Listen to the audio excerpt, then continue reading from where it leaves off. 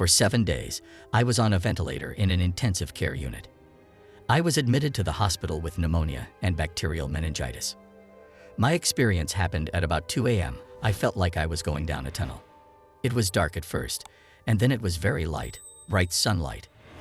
As I got to the end of the tunnel and I was bathed in warm sunlight, the sky above me became dark, with only bits of light getting through.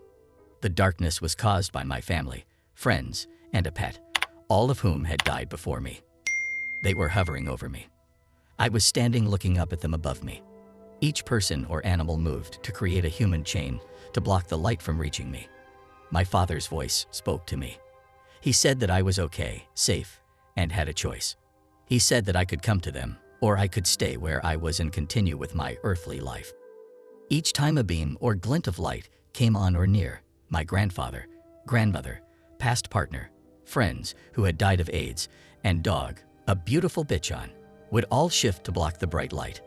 The dim light was warm and welcoming, but the bright light was kept from me.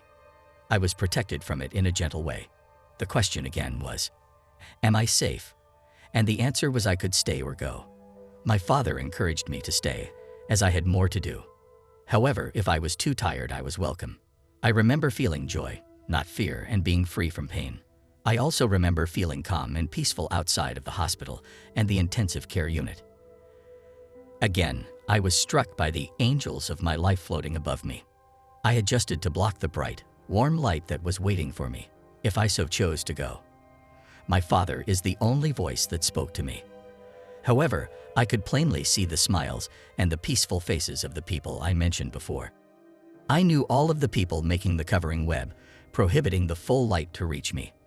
My father again asked me or told me that it was up to me. I was welcome, but I had a lot of things I could do and be if I stayed.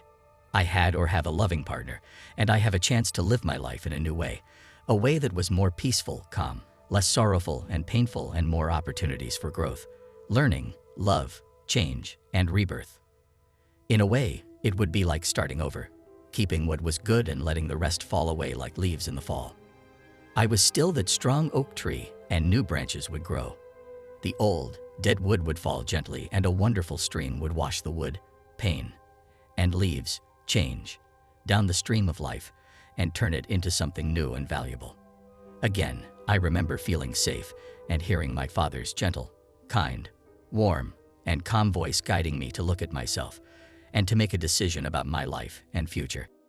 Shortly after this, I pulled the respirator out and woke up in intensive care. I was able to see and recognize the people around me. I had been in a coma-like state and not responding outwardly. I remember feeling strong, even though I was physically weak. I remember seeing my partner, touching his hand, and feeling the love energy flow back and forth between us. I continued to get better, and I was out of intensive care within 2 days. I was in the hospital for an additional 3 days, and then I was able to go home. I had to learn to swallow, walk, drive, and organize my thoughts and behaviors. However, I had this spirit inside that was whole, pure, and warmed from the light that had sustained me. I remembered my near-death experience and often had dreams recounting the experience. This new sense of calm was just under the surface, and it was deep within my soul. I remember dreaming about my birth, that I was born pure, without sin, and full of light, purity, and love. I felt my body and my mind connecting in ways that they never connected before. I was able to sense the energy pulsing through my body.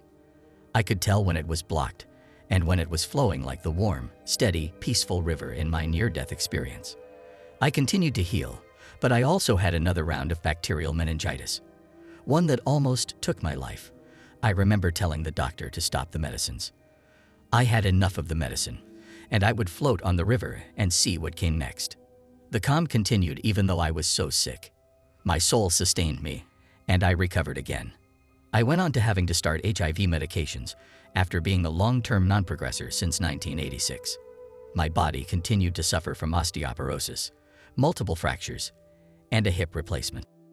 However, my spirit, happy with my decision to stay, gave me the drive to seek wellness, healing, and my true self-life. I have told my partner, my therapist, one family member, and a few friends about my experience. Since then, I have changed my beliefs about death and about birth. I continue to seek connection with mind, body, spirit, and I continue to step into the energy that feels like warm, sunlit love. This is energy that I sense as a rainbow in a complete circle, half above the ground, seen, and half below the ground, unseen, that I can see in my mind's eye.